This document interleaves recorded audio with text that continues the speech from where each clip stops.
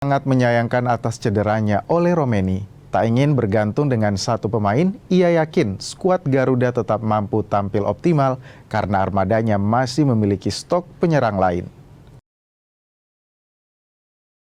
Kabar buruk menimpa timnas Indonesia menjelang putaran 4 kualifikasi Piala Dunia 2026 zona Asia. Sang bomber andalan Ole Romeni terpaksa menepi pada FIFA Matchday kala lawan Lebanon dan Kuwait di Surabaya September mendatang. Tak hanya itu, bomber 25 tahun juga terancam tak dapat diturunkan pada putaran 4 kualifikasi Piala Dunia 2026 Oktober mendatang. Pelatih timnas Indonesia Patrick Kluivert menjelaskan Ole telah menjalani operasi akibat patah tulang pada bagian kaki kanannya. Unfortunately, there's no good news. Everybody knows that he broke his bone in his foot.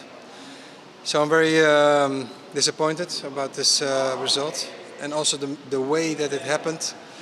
It's not a good way, of course, but it's football. Nobody wanted to have this for Ole, and also not for the national team. But this is unfortunately a fact, and we need to adapt. It depends.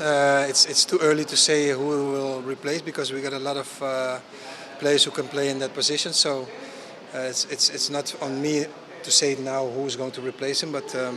Of course, the one who's replacing him, or the ones who will replace him, will do his best to put his effort to have a good result. Absennya Ole membuat spekulasi bongkar pasang lini depan timnas Indonesia mulai bermunculan. Skuad Garuda memiliki 4 opsi lain, di antaranya Rafael Straki yang baru saja bergabung dengan Dewa United. Lalu Ragnar Oratmangun yang sering beroperasi di sayap kiri bisa dimainkan di posisi penyerang, juga bisa menjadi opsi.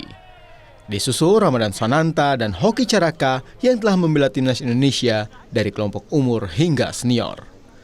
Keempat nama ini bukan tidak mungkin dapat menggantikan posisi Ole pada putaran keempat kualifikasi Piala Dunia Oktober mendatang. Tim Liputan Kompas TV.